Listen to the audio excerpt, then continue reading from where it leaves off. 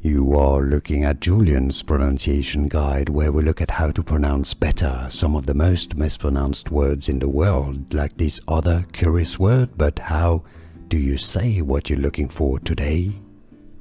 Let's learn how to pronounce these names once and for all correctly. If you want to learn more confusing pronunciations, make sure to stay tuned. I've got many more videos for you. The British English pronunciation, how it's pronounced in the UK.